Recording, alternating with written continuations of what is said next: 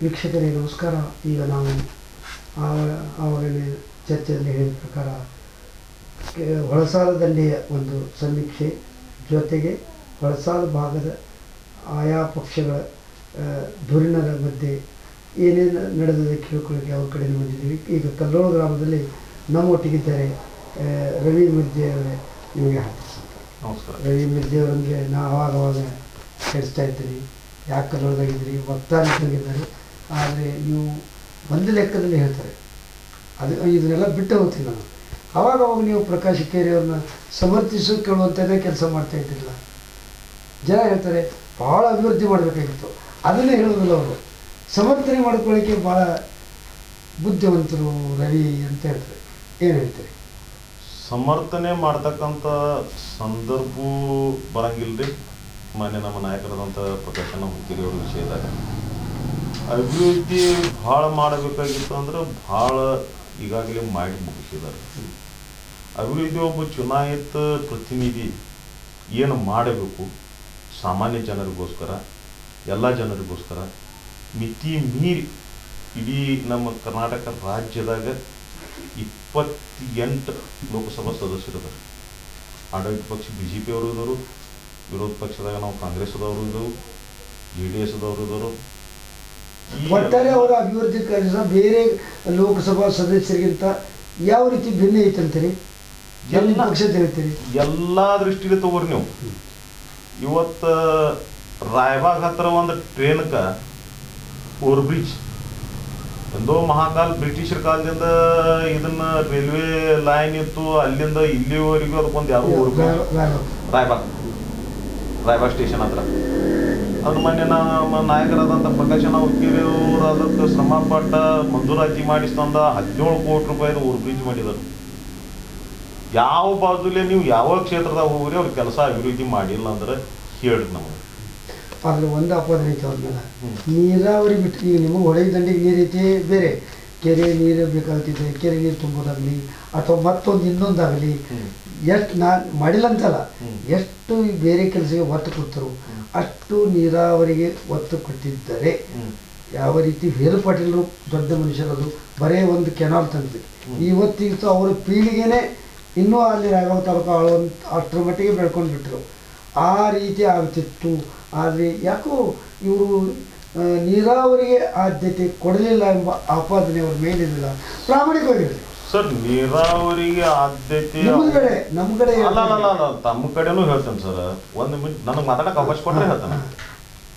ಈಗ ನೀರಾವರಿಗೆ ಎಷ್ಟು ಆದ್ಯತೆ ಕೊಟ್ಟಿದ್ದಾರೆ ಅನ್ನೋದು ಹೇಳ್ಬೇಕಾದ್ರೆ ಹಿಂದೆ ಇವರು ಈ ಭಾಗದ ಶಾಸಕರ ಅಥವಾ ಸಂಸದರ ಆಗೋಕ್ಕಿಂತ ಮೊದಲ ಮಹಾರಾಷ್ಟ್ರದಾಗ ಕೆಲವೊಂದು ಅಣೆಕಟ್ಟುಗಳು ನಿರ್ಮಾಣ ಆದವು. ಕೊಯ್ನಾ ಇರ್ಬೋದು, ಉಳಿದ ಕೃಷ್ಣಾ ನದಿಗೆ ಅಣೆಕಟ್ಟುಗಳು ಇದ್ವು. ಇವತ್ತು ಅಲ್ಲಿ ಹೋದ್ರೆ ನಾವು ಕೃಷ್ಣಾ ನದಿಯದು ನಮಗೇನು ಮಳೆಗಾಲದಾಗ ಅಥವಾ ಇದ್ರಾಗ ನೀರು ಬರ್ತಾವೋ ಅದಷ್ಟೆ. ಅದರ ನಂತರ ಇವರು ಶಾಸಕರಾಗಿ ಆಯ್ಕೆ ಆದ ನಂತರ ಕಾಳಮ್ಮವಾಡಿ ಅಣೆಕಟ್ಟು ಕಟ್ಟತಕ್ಕಂಥ ಪರಿಸ್ಥಿತಿಯಾಗ SM ಕೃಷ್ಣ ಅವರು ಮುಖ್ಯಮಂತ್ರಿ ಸರ್ಕಾರ ಇದ್ದಾಗ ಕಾಳಮ್ಮವಾಡಿ ಬ್ಯಾರೇಜ್ದಾಗ ನಮ್ಮದು ಕರ್ನಾಟಕದ ಪಾಲು ಇರಬೇಕಂತ ಹೇಳಿ ಮಾನ್ಯ ನಮ್ಮ ನಾಯಕರಾದಂಥ ಪ್ರಕಾಶ್ ಹುಕ್ಕೇರಿ ಅವರ ಮತ್ತು ಶಾಸಕರು ನಿಪ್ಪಾಣಿ ಶಾಸಕರಾದಂಥ ಮಾಜಿ ಶಾಸಕರಾದಂಥ ಕಾಕಾ ಪಾಟೀಲ್ರ, ನಮ್ಮ ಭಾಗದ ವೀರಕುಮಾರ್ ಪಾಟೀಲ್ರ, ಇವ್ರು ಎಲ್ಲರೂ ಕೂಡಿ ಅವಾಗ SM ಕೃಷ್ಣ ಅವ್ರ ಮ್ಯಾಗ ಒತ್ತಡ ಹಾಕಿ ಕರ್ನಾಟಕದಲ್ಲಿ ಒಂದು 4 ಎಷ್ಟು TMC ನೀರಿನ ಪಾಲಕ್ಕೆ ಕೊಟ್ಟರು. ಅವತ್ತ ಈಗ ನಾವು ವೇದಗಂಗಾ ದೂದಗಂಗಾ ಹುಳಿಗಳಿಗೆ ಈಗ ಸದ್ಯ ನೀರು ಬರ್ತಾ ಇದೆ, ಈಗೂ ಬರ್ತಾ ಇದೆ. ಸದ್ಯ ಕೃಷ್ಣಾ ಬಂದಿದೆ ರೀ, ಅದ್ರ ವೇದಗಂಗಾ ದೂದಗಂಗಾಕ ನೀರು ಬರ್ತಾ ಇದೆ. ಮಂತ್ಲಿ ಏನು ಬರಬೇಕು ಅಷ್ಟು ಬರ್ತಾ ಇದೆ. ಕೃಷ್ಣಾಕ್ಕೂ ಕೂಡ ಈ ಪ್ರತಿ ವರ್ಷ ಈ ನಮೂನಿ ನೀರಿನ ಹಾಹಾಕಾರ, ನಿಸರ್ಗ ವಿಕೋಪ, ಪ್ರತಿ ವರ್ಷ ತಾಪಮಾನ ವಾಡಸಾಕದೈತಿ.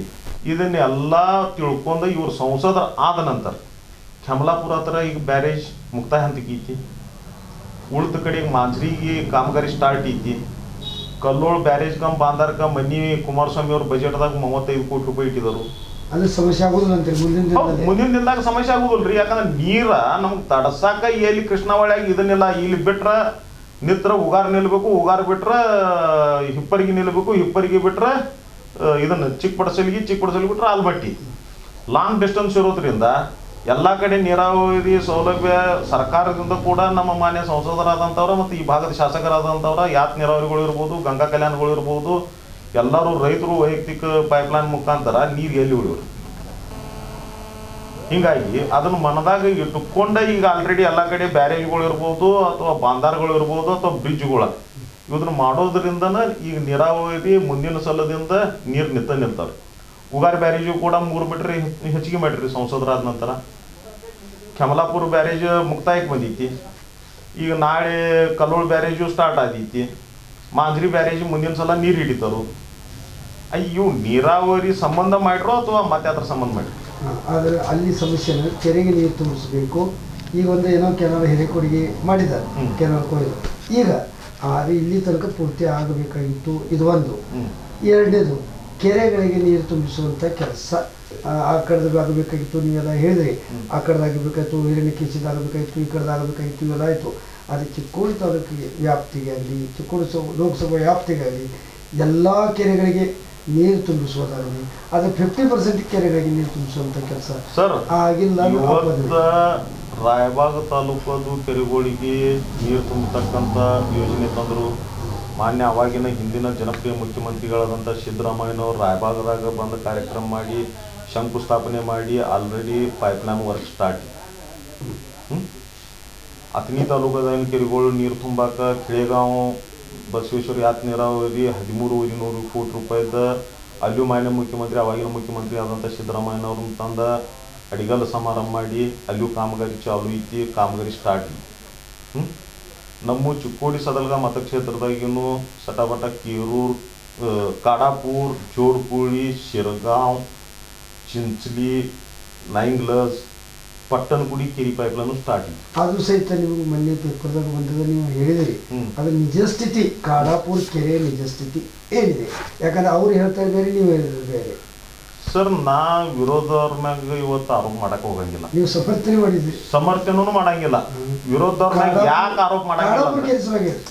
ವಿರೋಧವ್ರ ಮ್ಯಾಗ ಯಾಕೆ ಆರೋಪ ಮಾಡಂಗಿಲ್ಲ ಅಂದ್ರೆ ಅವರು ಚುನಾಯಿತ ಪ್ರತಿನಿಧಿ ಅಷ್ಟೇ ಇದಾರೆ. ಅವ್ರಿಗೆ ಜನಸಾಮಾನ್ಯರ ಅಭಿವೃದ್ಧಿ ಮಾಡೋ ಕಾರ್ಯ ಗೊತ್ತಿಲ್ಲ. ಅಂಥವ್ರು ಆರೋಪ ಮಾಡ್ತಾರ ಅಂತೇಳಿ ಅಂಥವ್ರಿಗೆ ನಾ ಆರೋಪ ಮಾಡಿ ಕಾಡಾಪುರ ಕೆರೆ ಏನು ಸಮಸ್ಯೆ, ನಿಜ ಸ್ಥಿತಿ ಏನ ಸರ್? ಕಾಡಾಪುರ ಕೆರೆ ನಿಜ ಸ್ಥಿತಿ ಇದರ ತಾವು ನೋಡೋದಾದ್ರ ತಮಗೆ ಈ ಹಿಂದೂ ಒಂದು ಇಲೆಕ್ಷನ್ದಾಗ ಚಾಲೆಂಜ್ ಮಾಡಿ ಯಾರು ಆರೋಪ ಮಾಡಾಕದಾರೋ ಅವ್ರ ಪರಿಸ್ಥಿತಿ ಏನೈತೆ ಅನ್ನೋ ಇವತ್ತಿಗೂ ಹೇಳ್ತೇನು. ಯಾವತ್ತು ಕೃಷ್ಣಾ ನದಿಗೆ ಕೊಯ್ನಾದಿಂದ ನೀರು ಬರ್ತಾವು, ಇಂಟ್ಯಾಕ್ ನೀರಾಗ ಹಾದ ಪೇಟಿಗೆ ಬಟನ್ ಇಟ್ಟು 15ರಿಂದ 20 ಮಿನಿಟ್ನಾಗ ಕಾಡಾಪುರ ಕೆರೆಗೆ ಜರ ಕಲ್ಲೋಳದಿಂದ ಯಾಕೆ ನೀರಾವರಿ ಮುಖಾಂತರ ಕಾಡಾಪುರ ಕೆರೆಗೆ ನೀರು ಜರ ಹೋಗ್ಲಿಲ್ರ ನಾವು ರಾಜಕೀಯನ ನಿವೃತ್ತಿ ಮಾಡ್ತೀವಿ. ಈಗ ಆಗಿದೆ ಕೆಲಸ, ಪೂರ್ಣ ಕೆಲಸನೂ ಆಗಿದ್ದೀರಿ.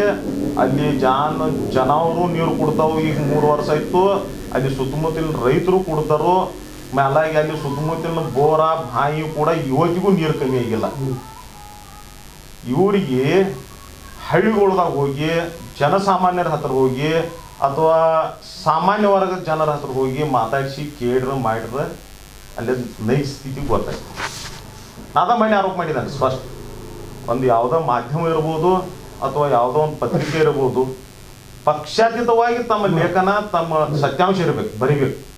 ಅದನ್ನು ಹೊರತಾಗಿ ಒಂದು ಪಕ್ಷದ ಪರವಾಗಿ ಕೆಲಸ ಮಾಡಕತ್ರ ಇವತ್ತು ಮೊನ್ನೆ ನಾವು ಪ್ರೆಸ್ ಮೀಟ್ ಮಾಡಿದ ನಂತರ ಮಾರನೇ ದಿನ ಮತ್ತು ವಿಜಯವಾಣಿ ಪೇಪರ್ಗೆ ಬಂತು, ಇಲ್ಲ ಚಿಕ್ಕೋಡಿಯಲ್ಲಿ ಈಜುಗಳ ಇದನ್ನ ಕಾಂಪೌಂಡ್ ಇಲ್ಲ. ನಾನು ಇವತ್ತು ಒಂದು ಕೇಳ್ತೇನೆ ವಿಜಯವಾಣಿ ಪೇಪರ್ದವ್ರಿಗೆ, ಇವತ್ತು ಯಾವುದೋ ಒಂದು ಕೆಲಸ ಮಾಡಬೇಕಾದ್ರೆ ಪ್ರತಿಯೊಂದನ್ನು ಹಂತವಾಗಿ ಮಾಡಬೇಕಾಗಿತ್ತು. ಚಿಕ್ಕೋಡಿ ಪಟ್ಟಣದಾಗ ಒಂದು ಕಾಲಕ್ಕೆ ತಿಂಗಳಗಟ್ಟಲೆ ನೀರು ಕುಡಿಯಾಕೆ ಸಿಗೋದು ಟೈಮಕ್ಕೆ ಅಂಥ ಈಜುಗಳು ನಿರ್ಮಾಣ ಮಾಡಿ ಅದಕ್ಕೆ ತಡೆಗೋಡೆ ಕಾಂಪೌಂಡ ಎಲ್ಲ ಮಾಡೋದು ತಲೆಯಾಗ ಐತ್ರಿ. ಖರೆ ಗೋರ್ಮೆಂಟದ ಆಯಾ ಚೌಕಟ್ಟಿನಾಗ ಆಯಾ ಫಂಡ್ದಾಗ ಅದನ್ನು ಮಾಡಬೇಕಾಗಿತ್ತು. ಮತ್ತು ಅದನ್ನು ಮಾಡುವವರಿಗೂ ಇವ್ರಿಗೆ ತಮ್ಮಿಲ್ಲ. ಮತ್ತು ಇವ್ರು ಏನು ಮಾಡ್ರಿ? ಇವರು ಚುನಾಯಿತ ಪ್ರತಿನಿಧಿ ಇದ್ರು, ಇವ್ರು ಮಾಡಬೇಕಾಗಿತ್ತು. ಇವ್ರು ಯಾಕೆ ಮಾಡ್ತೀವಿ? ನೀವು ಆರೋಪ ಮಾಡೋದ್ರ ಮ್ಯಾಗ ಒಬ್ಬರದ್ದು ಯಾರದ್ರೆ ಅವ್ರು ಏನು ಕೆಲಸ ಮಾಡಾಕದರು, ಏನಿಲ್ಲ, ಎಂತ ನಾವೇನು ಮಾಡಾಕದೀವು ಇದನ್ನು ನೋಡ್ಕೊಂಡು ಆರೋಪ ಮಾಡಬೇಕಾಯ್ತು. ತಾವ್ರು ಏನು ಕೆಲಸ ಮಾಡೋದಿಲ್ಲ, ಮಾಡಿದವ್ರ ಮ್ಯಾಗೂ ಗುಬ್ಬೆ ಕುಣ್ಸಕ್ಕೆ ಹೋಗೋದ. ಇದು ಒಟ್ಟಾರೆ ನಾನು ಹೇಳ್ತೀನಿ, ನೀವು ಭಾಳ ಹೇಳ್ತಾ ಇದ್ದೀರಿ, ಅಥವಾ ಬೇರೆಯವರು ಕಾಂಗ್ರೆಸ್ ಅವರು ಹೇಳ್ತಾರೆ ನಾವು ಅಭಿವೃದ್ಧಿ ಮಾಡಿಲ್ಲ ಅಂತ ಹೇಳಿಲ್ಲ. ಆದರೆ ಅಭಿವೃದ್ಧಿ ಈಗಿನ ಕಲಿಯುಗದಾಗ ಅಂದ್ರೆ ಅಡ್ಡಿಲ್ಲ, ಈಗಿನ ವಾತಾವರಣ ಈ ಎಲ್ಲ ಅಭಿವೃದ್ಧಿ ಕೆಲಸ ಪ್ರಕಾಶ್ ಹುಕ್ಕೇರಿಗೆ ಮತ ಆಗಿ ಪರಿವರ್ತನೆ ಆಗ್ತಾ ನಿಮಗೆ ಅನಿಸ್ತಿದೆ 100%? ಸರ್, ಸಾಮಾನ್ಯ ವೋಟ್ರ್ ಏನಿದ್ರು ಅಭಿವೃದ್ಧಿ ಕಾನೂನದವ್ರ ಇನ್ನ ತಕ ಯಾರಿದ್ರು ಅವ್ರ ವೋಟ್ ಹಾಕಿ ನಿಮ್ಮ ಅನುಭವದಿಂದ ಹೇಳಿ. ಅನೇಕ ಇಲೆಕ್ಷನ್ ನೋಡಿದ್ರಿ. ಅನೇಕ ಇಲೆಕ್ಷನ್ ಅಲ್ಲ ಸರ.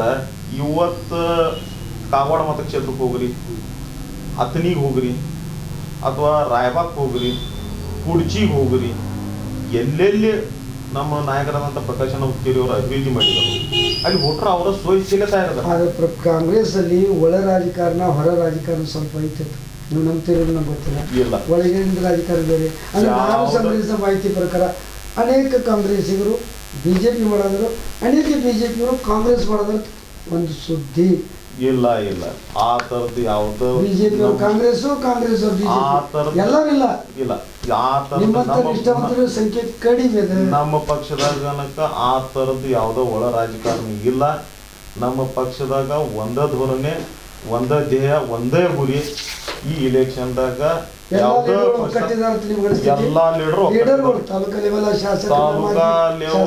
ತಾಲೂಕಾ ಲೆವೆಲ್ ಲೀಡರ್ಸು ಒಕ್ಕಟ್ಟಿದಾರ್ರಿ, ಶಾಸಕರು ಒಕ್ಕಟ್ಟಿದರು, ಮಾಜಿ ಶಾಸಕರು ಒಕ್ಕಟ್ಟಿದರು. ಮೇಲಾಗಿ ನಮ್ಮ ಜಿಲ್ಲಾ ಉಸ್ತುವಾರಿಯವರ ನೇತೃತ್ವದಾಗ ಅವ್ರ ಅಧ್ಯಕ್ಷತೆದಾಗ ಈ ಚುನಾವಣೆ ನಡೆದೈತಿ. ಈ ದೃಷ್ಟಿಯಿಂದ ಎಲ್ಲರೂ ಒಗ್ಗಟ್ಟಿನಿಂದ ಕೆಲಸ ಮಾಡಾಕದಾರು, ಒಗ್ಗಟ್ಟಿನಿಂದ ನಾವು ಪ್ರಚಾರ ಮಾಡಾಕ. JDS ಎಷ್ಟು 20+ ಆಗ್ಬೋದು ಸಾಧ್ಯತೆ ಐತೆ? JDS ಎಲ್ಲೆಲ್ಲೇ JDS ಕಾರ್ಯಕರ್ತರು ಇದ್ದಾರು ಅವರು ಕೂಡ ನಮ್ದ ಮಾಡಾಕದಾರು, ನಮ್ಮ ಪರವಾಗಿನ ಕೆಲಸ ಮಾಡಾಕದಾರು. ಪ್ಲಸ್ ಆಗ್ಬೋದು, ನಿಮ್ಗೆ ಪ್ಲಸ್ ಆಗೋದಲ್ರಿ, JDS ಪ್ಲಸ್ ಆಗೋದು. ಏನು ಪ್ರಚಾರಕ್ಕೆ ಬರ್ತೀನಿ ಈಗ, ಇವತ್ತು ಸಹಿತ ತಾವು ಪ್ರಚಾರದಲ್ಲಿ ಏನು ಅನ್ಬೋದು? ನಿಮ್ಮ ಪ್ರಚಾರ ಹೊರಗೆ ಹೋಗಿದ್ರಿ, ಈಗ ಪ್ರಚಾರದಾಗ ಜನ ಏನು ಹೇಳಾಕದ್ರು ಮತ್ತು ನಿಮ್ಮ ಪ್ರಚಾರದ ಅನುಭವ ಹೇಳಿ.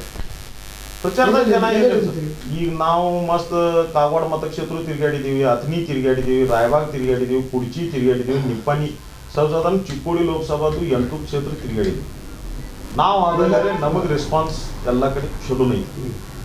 ಎಲ್ಲೂ ರೆಸ್ಪಾನ್ಸ್ ನಮ್ಮ ಸಾವುಕಾರ ಬದ್ದಲ್ಲ, ಎಲ್ಲೂ ಇದನ್ನೆಲ್ಲ ಎಲ್ಲ ಕಡೆ ವ್ಯವಸ್ಥಿತ ಕೆಲಸ ಮಾಡಿದರು. ಇನ್ನು ಮುಂದಾದರೂ ಕೂಡ ಈ ಭಾಗದ ಅಭಿವೃದ್ಧಿ ಆಗಬೇಕಾದ್ರೆ ಇವ್ರನ್ನ ಆಯ್ಕೆ ಮಾಡ್ರನ್ನ ನಮ್ಮ ಭಾಗ ಅಭಿವೃದ್ಧಿ ಆದೀತಿ ಅನ್ನೋದು ಒಂದು ಜನಸಾಮಾನ್ಯರಲ್ಲಿ ಮತ್ತು ವೋಟರ್ ಮನುಷ್ಯನೇ ಐತಿ. ಸವಳ ಜವಳ ಸಮಸ್ಯೆಯಲ್ಲಿ ಇವತ್ತು ಇನ್ನು ಕಲ್ಲೋಳದಂತ ನಿಮ್ಮ ಭಾಗ ಹೊಳಸಾಲ ಎಲ್ಲ ಒಂದು ಹೇಳ್ಬೇಡಿ, ಎಲ್ಲ ಹೊಳಿದ ನಿಮಗೆ ಅಪ್ ಟು ಜುಗುಲ್ ತನಕ ನಿಮ್ಗೆ ಗೊತ್ತಿರಬೇಕು ಮಾಡಿದಾರೆ ಸರ್. ಈ ಇಂಗ್ಳಿ ಸವಳ ಜೋಳ, ಇಂಗ್ಳಿ ಗ್ರಾಮದಾಗ ಸವಳ ಜೋಳ ಕಾರ್ಯ ಚಾಲು ಐತಿ. ನಮ್ಮಲ್ಲಿ ಕಲ್ಲೋಳ ಸಂಬಾನಕ ಮುಗಿದೈತಿ. ಉಳಿದ ಕಡೆನೂ ಎಲ್ಲೆಲ್ಲಿ ಪ್ರಪೋಸಲ್ ತಂದು ಕೊಟ್ಟಿದ್ದಾರೆ ಅಲ್ಲಿ ಎಲ್ಲ ಕಡೆ ಸವಳ ಜೋಳ ಕಾಮಗಾರಿಗಳು ಕೆಲವೊಂದು ಮಂಜೂರಾಗಿ ಕಾಮಗಾರಿ ಚಾಲು ಇದಾವೆ, ಕೆಲವೊಂದು ಮಂಜೂರಾತಿ ಹಂತದಾಗಿದಾವೆ. ಇನ್ನು ದ್ರಾಕ್ಷಿ ರಸಮಂಡಳಿ ಅಧ್ಯಕ್ಷರಾಗಿ ನೀವೇನು ಕೆಲಸ ಮಾಡಿಬೋದು, ಅದು ಅನುಭವ ಇರ್ಬೋದು, ಅದು ಜನರಿಗೆ ಟಚ್ ಇರ್ಬೋದು, ಇರ್ಲಿಕ್ಕಿಲ್ಲ, ಅದು ಎಷ್ಟು ಮಟ್ಟಿಗೆ ಪ್ಲಸ್ ಪಾಯಿಂಟ್ ಆಗ್ಬೋದಲ್ಲ ಈ ಎಲೆಕ್ಷನ್ಗೆ? ಸರ್, ದ್ರಾಕ್ಷಿ ರಸಮಂಡಳಿ ನಾ ಅಧ್ಯಕ್ಷರಾಗಿ 18 ತಿಂಗಳು ಕೆಲಸ ಮಾಡಿದಾಗ ನಮ್ಮ ಭಾಗದಾಗ ನನಗೆ ವೈನ್ ದ್ರಾಕ್ಷಿ ಇಲ್ಲ. ಇರೋದೆಲ್ಲ ವಿಜಾಪುರ ಜಿಲ್ಲಾ, ನಾವಂದ್ರೆ ಚಿಕ್ಕೋಡಿ ಪಾರ್ಲಿಮೆಂಟ್ ಬಿಟ್ಟ ಹೊರಗಡೆ ಐತಿ. ಆದರೂ ನಾ ದ್ರಾಕ್ಷಿ ರಸ ಮಹಾಮಂಡಳಿ ಅಧ್ಯಕ್ಷ ಅಥವಾ ವೈನ್ ಬೋರ್ಡ್ ಅಧ್ಯಕ್ಷ ಇದು ಯಾವುದೂ ನಮ್ಗೆ ತಿಳಿಯಾಗಿಲ್ಲ. ಈ ಇಲೆಕ್ಷನ್ದಾಗ ನಾವು ನಮ್ಮ ನಾಯಕರಾದಂಥ ಪ್ರಕಾಶ್ ಹುಕ್ಕೇರಿ ನಿಗಮಾಧ್ಯಕ್ಷ ಅದು ಯಾವುದೂ ನಮಗೆ ಅಪೇಕ್ಷೆ ಇಲ್ಲ. ಕಲ್ಲೋಳ ಸೀಮೆ ದಾಟವಲ್ಲ ಇಲ್ಲ, ಕಲ್ಲೋಳ ಸೀಮೆ ನಾವು ಇರೋದ ಗ್ರಾಮೀಣದಾಗ, ನಾವು ಇಲ್ಲೇ ಸುಖಿ ಜೀವನ ಇಲ್ಲೇ ಇರೋದ. ಅದು ಮುಂದೆ ಆಗೋದ ಬಿಡೋದ ಅದ್ರ ಕಡೆನೂ ನಮ್ದು ಲಕ್ಷ್ಯ ಇಲ್ಲ. ಆದ್ರೆ ಇಲ್ಲಿ ಈಗ ಬೇಕಾದ್ರೆ ಈ ಇಲೆಕ್ಷನ್ದಾಗ ನಮ್ಮ ನಾಯಕರಾದಂಥ ಹಿರಿಯರಾದಂಥ ಪ್ರಕಾಶ್ ಹುಕ್ಕೇರಿ ಅವರು ಒಂದು ಸಾಮಾನ್ಯ ಕಾರ್ಯಕರ್ತನಾಗಿ ಅವ್ರದ್ದು ಈ ಇಲೆಕ್ಷನ್ದಾಗ ಕೆಲಸ ಮಾಡಾಕಿದ್ರು ಹೊರತಾಗಿ ನಿಮಗೆ ಯಾವುದೂ ಇದರಿಂದ ಅಪೇಕ್ಷೆ ಇಲ್ಲ. ಎಷ್ಟು ಭಾಳ ಇಲೆಕ್ಷನ್ ಬಂದಿರಿ, ನಿಮ್ಮದು ವಯಸ್ಸಲ್ಲಿದ್ದರೂ ಮಳೆಗಾಲ ಭಾಳ ಬಂದಿದೆ ರಾಜಕೀಯವಾಗಿ. ಏನು ಅನುಭವ ಗೊತ್ತು ಹಿಂದಿನ ಇಲೆಕ್ಷನ್ಗೆ ಈ ಇಲೆಕ್ಷನ್ಗೆ? ಸರ್, ಹಿಂದಿನ ಸೈಕಾಲಜಿ ಆಗಲಿ, ರಾಜಕೀಯ ದೂರ ಎಲ್ಲರೂ ಪ್ರಕಾಶಕ್ಕೆ ಬಿಟ್ಟು ಆ ಪಕ್ಷದವ್ರಿಗೆ ಈ ಪಕ್ಷದವರು ಯಾವ ರೀತಿ ತಂತ್ರಗಾರಿಕೆ ಮಾಡ್ತಾರೋ, ಜನ ಏನಂತಾರೋ, ಮತದಾರ ಏನಂತಾರೋ, ಮಹಿಳಾ ಮತದಾರ ಅಪೇಕ್ಷೆ ಏನೇನು ಮಾಡ್ತಾರೋ, ಅದ್ರಲ್ಲಿ ನಿಮ್ಮ ಅನುಭವ ಏನು ಗೊತ್ತು ಸರ್? ಅನುಭವ ಹಿಂದಿನ ಇಲೆಕ್ಷನ್ದಾಗ ಹಿಂದಿನ ಅನೇಕ ವರ್ಷ ಹಿಂದಿನ ಹೇಳ್ರಿ, ಮಂಡ್ಯದ ನಾವು ಡೈರೆಕ್ಟ್ ಆಗಿ ಇಲೆಕ್ಷನ್ ಫೇಸ್ ಮಾಡಕ್ ಹೋಗಿದ್ರು ಲೋಕಸಭಾ. ಈ ಇಲೆಕ್ಷನ್ದಾಗ ಸಾಕಷ್ಟು ಕೆಲಸ 750 ಕೋಟಿ ರೂಪಾಯಿ ಮೇಲ್ಪಟ್ಟು ಕೆಲಸ ತಂದರು, ಸಾಕಷ್ಟು ಅಭಿವೃದ್ಧಿ ಮಾಡಿದರು. ಈ ಇಲೆಕ್ಷನ್ದಾಗ ನಮಗೆ ಅಂಥದ್ದು ಯಾವ್ದು ಜೊಲ್ಲೆಯವರು ಹೇಳಿದ್ರು, ಸಂದರ್ಶನದಲ್ಲಿ ಕ್ಯಾಂಡಿಡೇಟ್ ಹೇಳಿದ್ರು ಇದು 750 ಕೋಟಿ ಬಹುಶಃ ಇಡೀ ಕರ್ನಾಟಕದ ಹೇಳಿರ್ಬೇಕು ಅಂತ ಅಂದ್ರು. ನೀವೇನು ಹೇಳ್ತೀರಿ ಸರ್? 750 ಕೋಟಿ ರೂಪಾಯಿ ಕರ್ನಾಟಕದ ಹೇಳಕ್ಕೆ ನಾವು ಅಷ್ಟೇನು ಮೂರ್ಖರಿಲ್ಲ. ಯಾವ ಯೋಜನೆಗ ನೀವು ಜರ ಮುಂಚಿತವಾಗಿ ನಾ ಬರಾಕದ ಜರ ಕಾಂಟ್ಯಾಕ್ಟ್ ಮಾಡ್ತೀನಿ ಅಂದ್ರೆ ನನ್ನದಲ್ಲಿ ಡಾಟಾನೇ ಕೂಡಿಸ್ತೀನಿ. ನಾ ಯಾವ ಗ್ರಾಮಕ್ಕೆ ಯಾವ ಕ್ಷೇತ್ರಕ್ಕೆ MP ಫಂಡ್ದಿಂದ ಸರ್, ಶಾಸಕರ ಫಂಡ್ ಹೇಳ್ತಾ ಇಲ್ಲ. ನಾ ನಿನ್ನೆ ಕೂಡ ಒಂದು ಆರೋಪ ಮಾಡಿದಾರೆ ಎಲ್ಲ BJP ಇವರು, ನಾವು ಮಾಡಿದ ಕೆಲಸಕ್ಕೆ ಸಂಸದರ ಹಂಗ ಹಿಂಗಾಗ್ತೇವೆ ಸರ್. ನಾವು ಒಂದು ಹೇಳ್ತೀನಿ, ಇವರು ಜರ ಅಷ್ಟೆಲ್ಲ ಆರೋಪ ಮಾಡೋರಿದ್ರೆ ದುರ್ಯೋಧನ ಐಹೊಳೆಯವರು ಸ್ಟೇಜ್ ಮೇಗಿದ್ರು, ನಾವು ಇದ್ದು ಮಾಜಿ ಮುಖ್ಯಮಂತ್ರಿ ಸಿದ್ದರಾಮಯ್ಯನವರು ಬಂದಿರು ಕೆರೆ ಸ್ಥಾಪನೆಕ, ಅವಾಗ ಯಾಕೆ ಹೇಳಿಲ್ರಿ ಇವ್ರ? ಆರೋಪ ಪ್ರತ್ಯಾರೋಪ ಸರ್, BJP ಅವರಿಗೆ ಬರೇ ಸುಳ್ಳು 100 ಸುಳ್ಳು, ಅದನ್ನ 100 ಹೇಳಿ ಖರೆ ಮಾಡೋದು ಅಷ್ಟೇ ಗುರುತಿತಿ. ಹೊರತಾಗಿ ಅವ್ರಿಗೆ ಅಭಿವೃದ್ಧಿ ಆಗಲಿ, ಜನಸಾಮಾನ್ಯರ ಬದಲಾಗಲಿ, ಅಥವಾ ಈ ಭಾಗದ ಅಭಿವೃದ್ಧಿ ಕಾರ್ಯ ಸರ್, ಅವ್ರು ಪ್ರತಿಯೊಂದು ಸಲ ಕೇಳ್ತಾರೆ ಅಭಿವೃದ್ಧಿ ಅಭಿವೃದ್ಧಿ ಅಭಿವೃದ್ಧಿ ಅಂದ್ರೆ ಅವ್ರಿಗೆ ಅಭಿವೃದ್ಧಿಯ ಕಾರ್ಯದ ವಿಷಯ ಗೊತ್ತಿಲ್ಲ ಅಂದ್ಬಿಟ್ಟು ಈಗ ಅವರು ಅಭಿವೃದ್ಧಿ ಅನ್ಕೋತ ಅವ್ರು ಅಲ್ಲೇ ಕೊಂಡವ್ರೆ. ಹೊರತಾಗಿ ಗ್ರೌಂಡ್ ಲೆವೆಲ್ಗೆ ಬಂದು ಯಾವುದೋ ಅಭಿವೃದ್ಧಿ ಮಾಡೋಕ್ಕೆ ಸಾಧ್ಯ ಇಲ್ಲ. ಕೊನೆಯದಾಗಿ ಈ ನಿಮ್ಮ ಅನಿಸಿಕೆ ಮತ್ತು ನಿಮ್ಮ ಅಭಿಪ್ರಾಯ ಏನು ಹೇಳ್ತೀರಿ? ಯಾವ್ದ್ರ ಕೊನೆಯದಾಗಿ ವೀಕ್ಷಕರಿಗೆ ಏನಿಲ್ಲ, ಇಷ್ಟು ದಿನ ನಮ್ಮ ನಾಯಕರಾದಂಥ ಪ್ರಕಾಶಣ್ಣ ಹುಕ್ಕೇರಿ ಅವರು ಇಷ್ಟೊಂದು ಈ ವಯಸ್ಸಾಗೂ ಕೂಡ ಓಡಾಡಿ ಕೆಲಸ ಮಾಡಿದರು. ಚಿಕ್ಕೋಡಿ ಲೋಕಸಭಾ ಕ್ಷೇತ್ರಕ್ಕೆ ಸಾಕಷ್ಟು ಅನುದಾನ ತಂದರು. ಕೆಲವೊಂದು ಕಡೆ ಹೆಚ್ಚಾಗಿರ್ಬೇಕು, ಕೆಲವೊಂದು ಕಡೆ ಕಮ್ಮಿ ಆಗಿರ್ಬೇಕು. ಆದರೆ ಜಾಸ್ತಿ ಆಗಿರ್ಬೇಕು. ಚಿಕ್ಕೋಡಿ ಸದಲಗದಾಗ ತಾವು ಮಾಧ್ಯಮದವ್ರಿಗೆ ನನ್ನೊಂದು ರಿಕ್ವೆಸ್ಟ್ ಇದೆ. ಚಿಕ್ಕೋಡಿ ಸದಲಗ ಕಳೆದವರು 35-40 ವರ್ಷದಿಂದ ಇದನ್ನು ಪ್ರತಿನಿಧಿಸಿದಾಕದರು. ಅವರು ಮೊದಲು ಕೂಡ ಮಾಡಿದರು. ಇವು ಮಾನ್ಯ ನಮ್ಮ ಯುವ ನಾಯಕರು, ಸರ್ಕಾರದ ಸಚೇತಕ ಸರ್, ಇಫೆಕ್ಟ ಇದನ್ನ ದಾರಿ ತಪ್ಪಿಸೋದ ಮಾಧ್ಯಮದವರ ಮತ್ತು ಮೀಡಿಯಾದವ್ರು ಮಾಡಾಕದ. ಆದ್ರೆ ತಾರತಮ್ಯ ಎಲ್ಲಿಯೂ ಮಾಡಿಲ್ಲ. ಈ ಸಲ ಸಂಸದರ ಆದ ನಂತರ ಚಿಕ್ಕೋಡಿ ಸದಲಗ ಅವರು ಆಕ್ಚುಲಿ ಫಂಡ್ ಕಮ್ಮಿನ ಕೊಟ್ಟಿದ್ದಾರೆ, ಹೊರಗಿನ ಕ್ಷೇತ್ರಗಳಿಗೆ ಫಂಡ್ ಹೆಚ್ಚು ಕೊಟ್ಟಿದ್ದಾರೆ. ಆದ್ರೆ ಮಾಧ್ಯಮದವರ ಮತ್ತು ಈ ಇತರ ಅವ್ರ ಪತ್ರಿಕೆದವ್ರ ಇದನ್ನೊಂದು ಎಲ್ಲ ಅವ್ರು ಏನ್ ಮಾಡಿದ್ರೆ ಚಿಕ್ಕೋಡಿ ಸದಲಗಕ್ಕೆ ಮಾಡಿದವರು ಹೊರಗೆ ಮಾಡಿಲ್ಲ. ಹೊರಗೆ ಮಾಡಿಲ್ಲ ಅಂದ್ರೆ ಮತ್ತೆ ಇವು ಬ್ರಿಡ್ಜ, ಬ್ಯಾರೇಜ ಅಥವಾ ರಸ್ತೆಗಳ ಅಭಿವೃದ್ಧಿ ಇರ್ಬೋದು, ಸಮುದಾಯ ಭವನಗಳು ಇರ್ಬೋದು, ಗುಡಿ ಗುಂಡಾರಗಳು ಜೀರ್ಣೋದ್ಧಾರ ಇರ್ಬೋದು, ಶಾದಿ ಮಹಲ್ಗಳು ಇರ್ಬೋದು, ಇವೆಲ್ಲ ಯಾರಿಗೆ ಹೋಗುದು? ಹೊಳಸಾಲ ಭಾಗದಲ್ಲಿ ವಾತಾವರಣ ಹೆಂಗಿದೆ? ಹೊಳಸಾಲ ಭಾಗದಲ್ಲಿ ಬರೇ ಸರ್, ಹೊಳಸಾಲ ಭಾಗದಾಗ ವಾತಾವರಣ ಹಿಂಗಿಟ್ಟಿರಲ್ಲ. ಹೊಳಸಾಲ ಭಾಗದಾಗ ಈ ಸಲನಕ್ಕೆ ಹೈಯೆಸ್ಟ್ ಒನ್ ಸೈಡ್ ಹೋದ್ರೂ ಹೋಗ್ಬೋದು. ಕಾಂಗ್ರೆಸ್ ಪಕ್ಷದ ಪರವಾಗಿ ಮಾನ್ಯ ನಮ್ಮ ಸಂಸದರಾದ ಪ್ರಕಾಶಣ್ಣ ಹುಕ್ಕೇರಿ ಅವರ ಪರವಾಗಿನ ಹೈಯೆಸ್ಟ್ ವೋಟಿಂಗ್ ಆಗ್ಬೋದು. ವಿಶ್ವಾಸ ಯಾಕೆ ಆಗ್ತೈತೆ ಅಂದ್ರೆ ಅದಕ್ಕೊಂದು ಕಾರಣ ಐತಿ. ನಾ ಹೇಳ್ರಲ್ಲ, ಜನಸಾಮಾನ್ಯರ ಮತ್ತು ರೈತರ ಬದ್ದಲ ಮತ್ತು ಸಾಮಾನ್ಯ ನಾಗರಿಕರ ಬದ್ದಲ ಯಾರಿಗೆ ಕಾಳಜಿ ಇರ್ತೈತಿ ಅಂದ್ರೆ, ಯಾವ ಹೇಳಕ ಸಕ್ಕರೆಗೆ ರೇಟ್ ಕಮ್ಮಿ ಆಯಿತು. ಮಾನ್ಯ ನಮ್ಮ ನಾಯಕರಾದಂಥ ಪ್ರಕಾಶಣ್ಣ ಹುಕ್ಕೇರಿ ಅವರು ಸಕ್ಕರೆ ಮಂತ್ರಿ ಇದ್ರು. ಅವಾಗ ನೀವೇ ಹೇಳ್ರಿ ನನಗೆ, ನೀವು ಮಸ್ತ್ ರಾಜ್ಯ ತಿರುಗಾಡ್ತೀರಿ ಅಥವಾ ಎಲ್ಲ ಕಡೆ ತಿರುಗಾಡ್ತೀರಿ, ನಮ್ಮ ರಾಜ್ಯದಾಗಿರ್ಬೋದು ಅಥವಾ ದೇಶದ ಇನ್ನುಳಿದ ರಾಜ್ಯದಾಗ ಕಬ್ಬಿಗೆ ಬೆಂಬಲ ಬೆಲೆ 350 ರೂಪಾಯಿ ಯಾರು ಕೊಡಿಸಿದ್ರು? ಮುಖ್ಯಮಂತ್ರಿ ಸಿದ್ದರಾಮಯ್ಯನವ್ರ ಕಡೆಯಿಂದ ಯಾರು ಕೊಡಿಸಿದ್ರಿ? ಪ್ರಕಾಶಣ್ಣ ಹುಕ್ಕೇರಿ. ಇವತ್ತೇನು ನಡೆದಿತ್ತು? ಇವತ್ತು ಏನು ನಡೆದಿತ್ತು? ಇವತ್ತು ರೈತರು ಯಾವ ಸಂಕಷ್ಟದಾಗಿದ್ದಾರೆ? ಮತ್ತು ಇವು ಸಂಘ ಸಂಸ್ಥೆಗಳು ಯಾರ ಕೈಯಾಗಿದ್ದಾವೆ? ಯಾರ ನಾಯಕತ್ವದಾಗಿದ್ದಾವೆ? ಈಗ ಅಭ್ಯರ್ಥಿ ಆಗಿದಾರ, ಅವರು ಒಂದು ಸಂಘ ಸಂಸ್ಥೆಯವ್ರ ಕೈಯಾಗಿ ನಿಪ್ಪಾಣಿ ಅನಿಸಿದ್ನಂತ. ಚಿಕ್ಕೋಡಿ ಶುಗರ್ ಫ್ಯಾಕ್ಟ್ರಿಯಾಗ ಡೈರೆಕ್ಟರ್ ಇದ್ದವರು ಯಾಕೆ ಇವ್ರು ರೈತರಿಗೆ ಬದಲು ಬಿಲ್ ಕೊಡ್ಲಿಲ್ಲ ರೀ? ನೆರೆ ಮಹಾರಾಷ್ಟ್ರದಾಗ 3064 ಕೊಡ್ತಾರೆ. ಒಂದು ಫ್ಯಾಕ್ಟ್ರಿ 3000 ಕೊಡ್ತೀವಿ, ಇಲ್ಲಿ 2300. ಅಂದ್ರೆ ರೈತರು ಜಾಗೃತ ಆಗಬೇಕು. ಅವ್ರು ರೈತರು ಜಾಗೃತ ಆಗಕ್ಕೆ ಹತ್ತಲ್ಲ ಸರ್. ಈಗ ನಾವು ರೈತರು ಪ್ರತಿಯೊಬ್ಬರ ನಾವು ದುಡಿದು ಬೆಳೆಸಿದಂಥ ಕಬ್ಬನ್ನು ಫ್ಯಾಕ್ಟ್ರಿಗೆ ಕಳಿಸಿದ ನಂತರ ನಮಗೆ ಒಂದು ಕಡೆ ನೆರೆ ಮಹಾರಾಷ್ಟ್ರದಾಗ 3000 ಬಿಲ್ ಸಿಗ್ತೈತಿ, ಒಂದು ಕಡೆ 2300 ಸಿಗ್ತೈತಿ. ಟನ್ನದಿಂದ 700 ರೂಪಾಯಿ ಫರಕ್ ಆದ್ರೆ ಆ ರೈತ ಏನು ಮಾಡಬೇಕು? ಆದರೆ ಈ ಚುನಾವಣೆ ಏನು ಜನ ಹೇಳ್ತಾರೆ ಅಂದರೆ, ನಿಮ್ಮ ಗಾಡಿ ಇಡಿಸಿದಾಗ ಟಾಪ್ ಗೇರ್ ಹೋಗ್ತಿತ್ತು, ಈ ಗೆಲ್ಲೆಯವ್ರ ಅಭ್ಯರ್ಥಿ ಆಗಿರೋದ್ರಿಂದ ಫಸ್ಟ್ ಗೇರ್ ಪಾಳೆ ಬಂದಿತ್ತು, ಸ್ಪೆಷಲ್ ಗೇರ್. ಸರ್ ಅಭ್ಯರ್ಥಿ ನಾವು ನಿಮಗೆ ಹೇಳನ್ರಿ, ಇದು ಮಾನ್ಯ ನಮ್ಮ ನಾಯಕರಾದಂಥ ಪ್ರಕಾಶಣ್ಣ ಹುಕ್ಕೇರಿಯವರು ಲೋಕಸಭಾ ಎಲೆಕ್ಷನ್ ಆದ್ರೆ ಮಾನ್ಯ ನಮ್ಮ ನಾಯಕರಾದಂಥ ಪ್ರಕಾಶಣ್ಣ ಹುಕ್ಕೇರಿಯವ್ರ ಗಡಿ ಮನ್ಯಾಗ ನಾವು ಎಷ್ಟು ಜನ ಈ ಚಿಕ್ಕೋಡಿ ಸದಲಗ ಮತಕ್ಷೇತ್ರದವ್ರು ಪಡಗಿದೆವು.